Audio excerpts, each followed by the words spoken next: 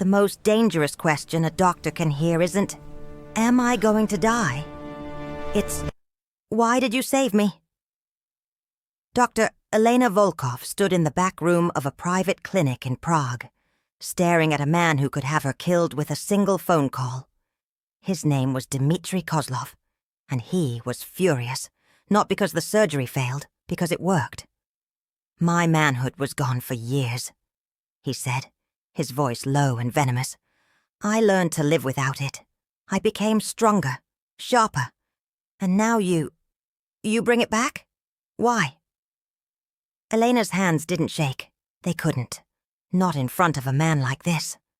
But inside, she was screaming. Because what she'd just discovered about Dmitry's condition wasn't medical. It was deliberate. Someone had done this to him on purpose. And whoever it was, they were still watching. Stay with me, because this story doesn't go where you think it does. Let me take you back 6 months. Elena Volkov wasn't supposed to be in Prague. She was supposed to be in Geneva, living the quiet life of a retired vascular surgeon. She'd spent 20 years in operating rooms, fixing the unfixable, and she was done, burned out, tired of watching people die on her table. But then she got the call. A private number, no name, just a voice. "Dr. Volkov, we need your expertise. The patient is delicate, the pay is substantial, and discretion is non-negotiable." She should have hung up. She knew that. But the voice said something that made her pause. "He's been suffering for 7 years. No one else will touch the case.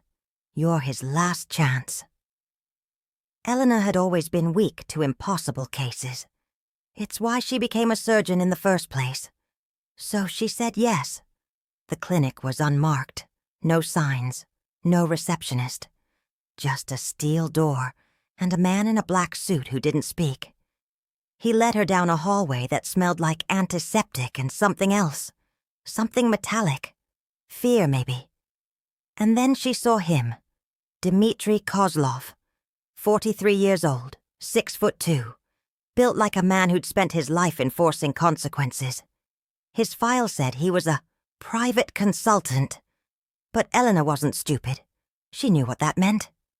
He sat on the examination table, arms crossed, eyes like frozen lakes. "You're the surgeon," he said. Not a question. "I am. And you think you can fix me?" Elena looked at his chart, the scans, the blood work, and she felt her stomach drop. Because what she was looking at, it shouldn't have been possible. Dmitry's condition was called vascular occlusion, severe, irreversible, according to every specialist who'd seen him. The blood flow to his pelvic region had been completely cut off 7 years ago. Not from disease, not from injury, from poison, a rare toxin derived from a South American plant, untraceable, slow-acting, designed to destroy without killing. Someone had poisoned Dmitry Kozlov, and they'd chosen the cruelest method imaginable. "Do you know who did this to you?" Elena asked. Dmitry's jaw tightened. "That's not your concern." "It is if I'm going to operate. I need to know if they'll come after you again. Or me." He leaned forward. "They won't, because they think I'm still broken." Elena felt a chill. "And if you're not broken anymore?" Dmitry smiled, but there was no warmth in it. "Then we'll find out who they are." That's when Elena realized she wasn't just treating a patient.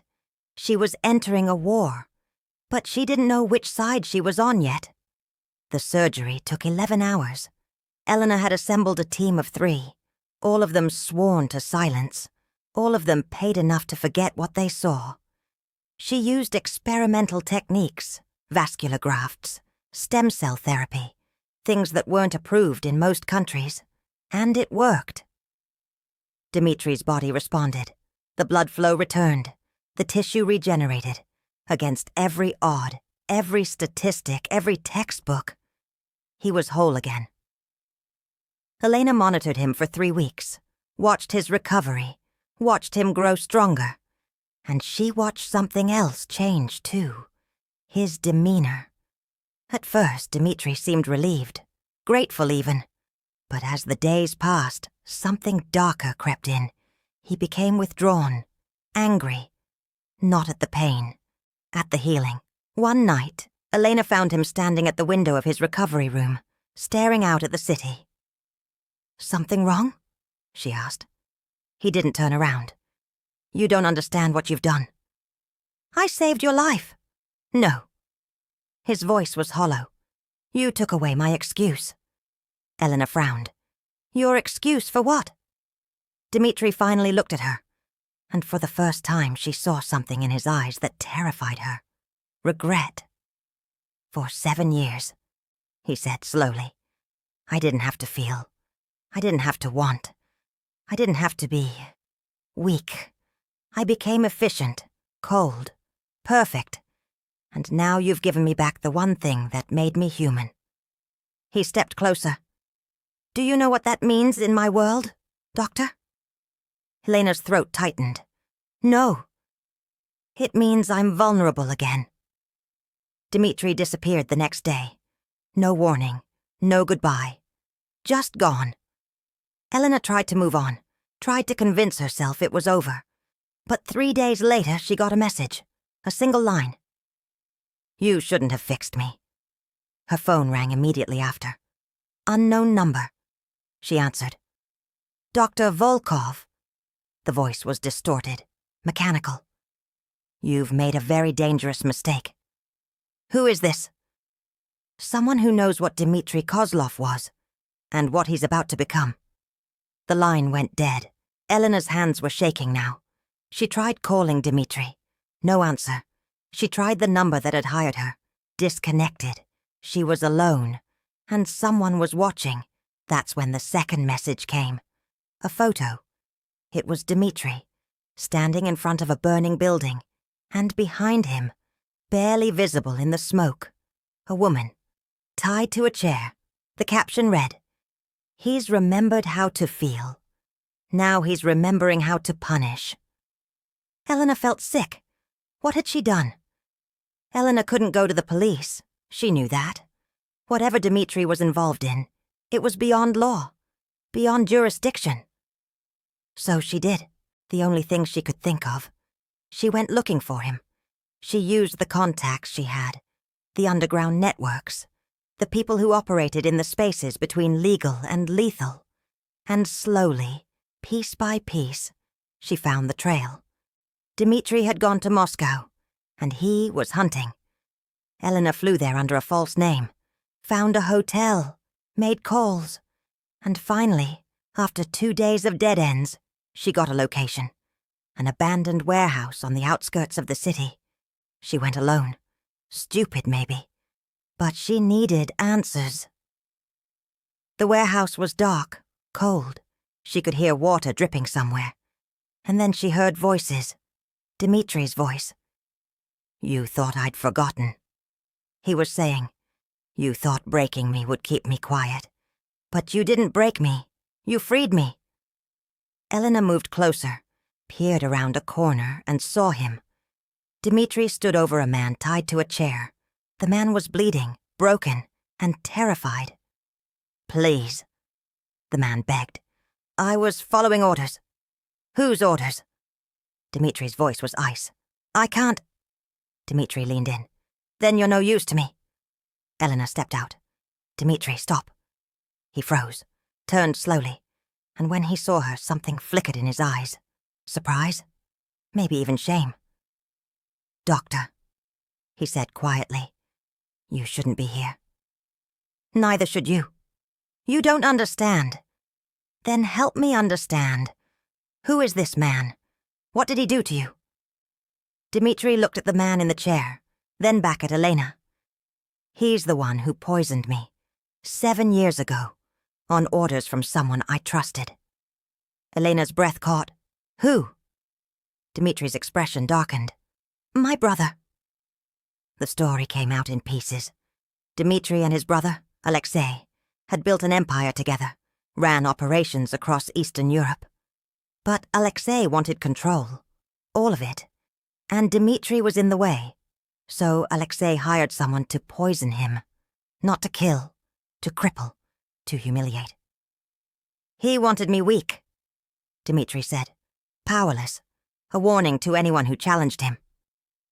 And you lived with it for 7 years, Elena said. Why didn't you fight back? Dmitri's jaw clenched. Because I couldn't. The poison didn't just take my body, Doctor. It took my will, my anger. I became numb. And in that numbness, I found peace. He looked at her. You gave me back my rage, and now I don't know how to stop it. Elena stepped closer. Then don't. But don't become him, either. What are you saying? I'm saying you have a choice. You can kill this man. You can hunt down your brother. You can burn everything to the ground, or... She paused. Or you can walk away. Prove that being whole doesn't mean being broken. Dmitri stared at her.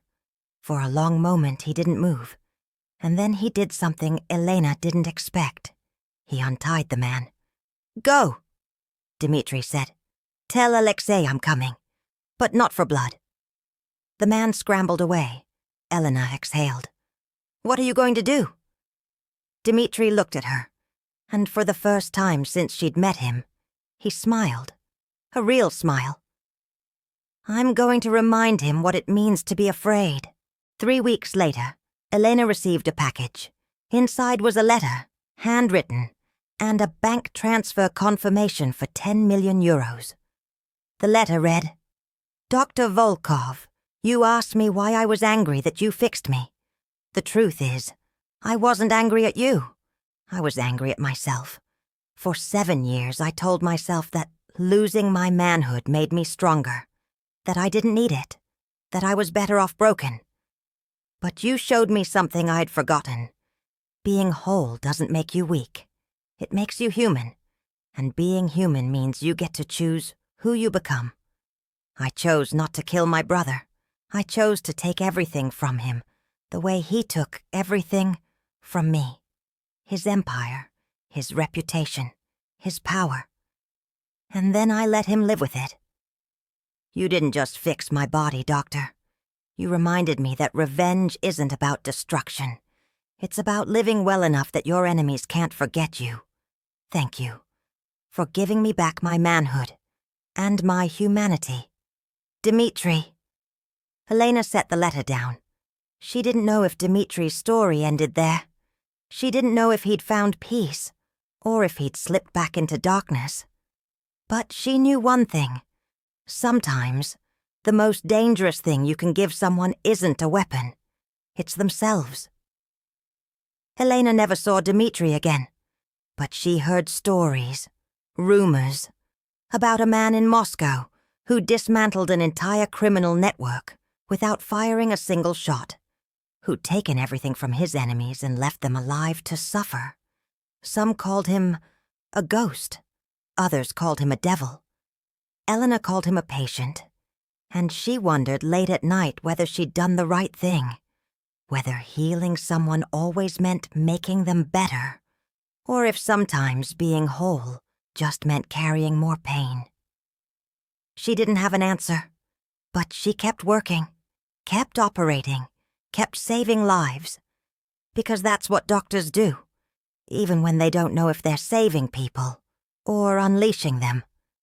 If this story made you think twice about what it really means to heal someone, hit that like button. And if you want more stories that dig into the dark side of human nature, subscribe. Because next week, I'm bringing you something even darker. A story about a surgeon who saved a man's life, only to find out he was the one who killed her family. You don't want to miss it. Thanks for watching. And remember, sometimes the scars we carry are the only things keeping us sane. See you next time.